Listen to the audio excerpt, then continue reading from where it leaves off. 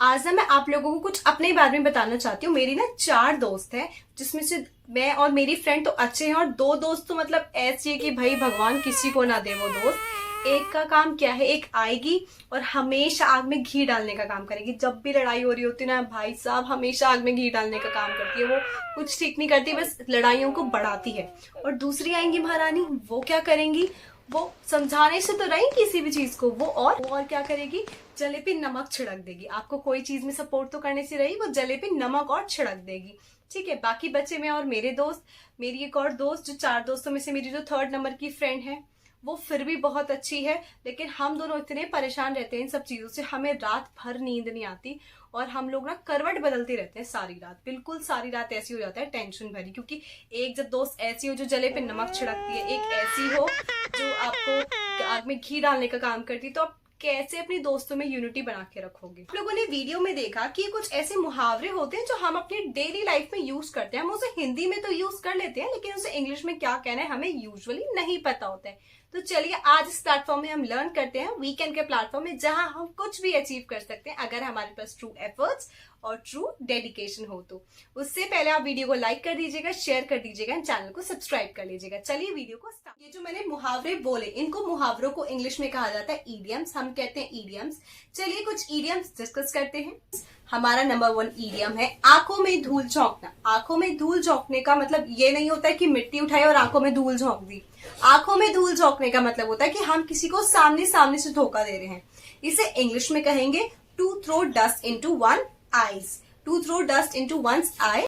इस बात को एग्जाम्पल से समझते हैं। There was a person in my colony. He used to sell local products to the customers by throwing dust into their eyes. All right. Second idiom है हमारा कान भरना। अब कान भरना यानी कि ऐसे नहीं है कि कान में तेल डाल के भर दो। कान भरना यानी कि किसी की चुगली करना, तो उसको इंग्लिश में कहेंगे to poisons one ear. To poisons one ear. इस बात को एग्जाम्पल से समझते हैं। एग्जाम्पल है, you know there was a one girl in my batch, she used to poisons my friends ear against me. यानी कि मेरे बैच में एक लड़की थी जो मेरे खिलाफ मेरे दोस्तों के कान भरा करती थी। ऑलराइट, चलिए थर्ड ईडियम को डिस्कस कर लेते हैं। थर्ड ईडियम है आग में घी डालना। अब आग में घी डालने का मतलब ये नहीं होता कि आप यहाँ पे आग जल रही है उसमें घी डाले जा रहे हैं। आग में घी डालने का मतलब ये होता है कि यहाँ लड़ाई हो रही है और आप उस लड़ाई को और बढ़ा रहे हैं कुछ एक्स्ट्रा बातें बोलकर। इसको पहले इंग्लिश में सीखते हैं। इसे इंग्लिश में कहा जाएगा to add fuel to fire. To add fuel to fire. Example लेते हैं इस बात का, that my friend always add fuel to fire between me and my friend. That means मेरी दोस्त हमेशा मेरे और मेरे दोस्त के बीच में आग में घी डालने का काम करती है। चलिए नंबर 4 ईडियम डिस्कस कर लेते हैं। नंबर 4 ईडियम है जले पे नमक छिड़कना। अब जले पे नमक छिड़कने का मतलब ये नहीं है कि भाई जल गया हाथ से, हाथ की चोट लगे और आप नमक छिड़क रहे हैं उसके ऊपर। जले पे नमक छिड़कने का मतलब होता है कि आप तो वैसे ही उस बात से परेशान है और कोई आए उसको आपको सपोर्ट करने की बजाय, समझने की बजाय उस बात पे और ताने दे दे, आपको टॉन्ट मार दे। राइट, तो उसको हम कहते हैं जले पे नमक छिड़कना। इसे इंग्लिश में कहा जाएगा to add insult to injury. To add insult to injury. इस बात का एग्जाम्पल लेते हैं। First they lost the match and then add to injury one player was suspended for cheating. So मतलब हुआ कि पहले एक तो वो मैच हार गए, ऊपर से जले पे नमक छिड़कने के लिए एक आदमी और एक प्लेयर जो है और सस्पेंड हो गया वहां से, क्योंकि उसने चीटिंग की थी। राइट, चलिए कुछ और ईडियम्स को डिस्कस कर लेते हैं। वीडियो आपको अच्छी लग रही होगी तो आप इसे लाइक कर दीजिएगा, शेयर कर दीजिएगा और सब्सक्राइब कर लीजिएगा चैनल को, जो लोग अभी जुड़ रहे हैं।